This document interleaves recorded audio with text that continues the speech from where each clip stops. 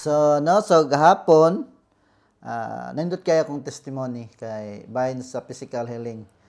So, 1 week gyud ko nga di kalakaw.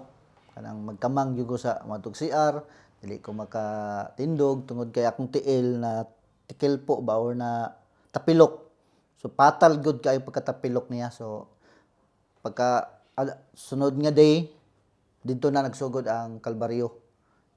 Mismo pag tunob lang ko sa floor, sa salog, di gyud matunog kay sakit kayo. So, almost 1 week. So, abot sa day, Sunday, yesterday. So, dito na ako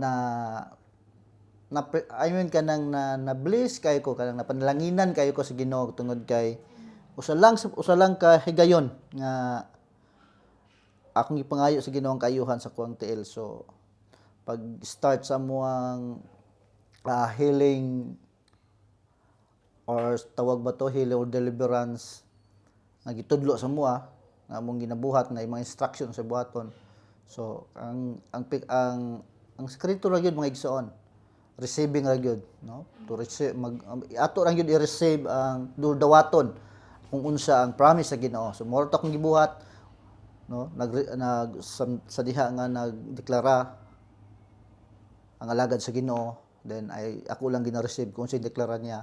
Abot antod nga na point na abot sa na-deklara sa physical nga kaayuhan. So akong tanan akong ni-receive. So usa lang ka pamilok sa akong mga mata. Dayon didto naayo ko ang totally naayo gyud kini akong tiil nga natapilok. So wa na gyud sakit hantod karon, nakalakaw gyud ko hantod gahapon.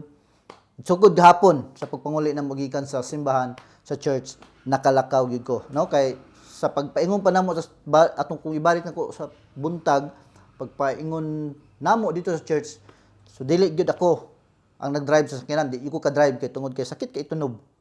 Sakit kay itayatak sa clutch sa sakyanan. So si Brother Marlo ang akong gipa-drive ato nga time, ato nga paingon dito nga way.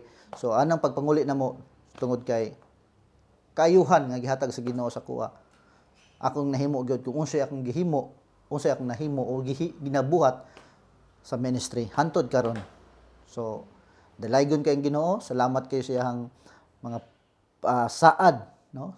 Saad niya 7,000 promises nga hatag sa Ginoo, no? Ang importante lang gyud kung atong i-receive, no?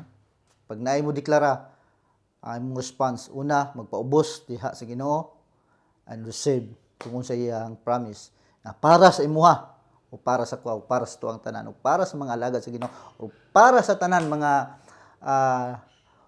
sumusunod ni Hesukristo. So kato lang, no? Dalaygon ng Dios.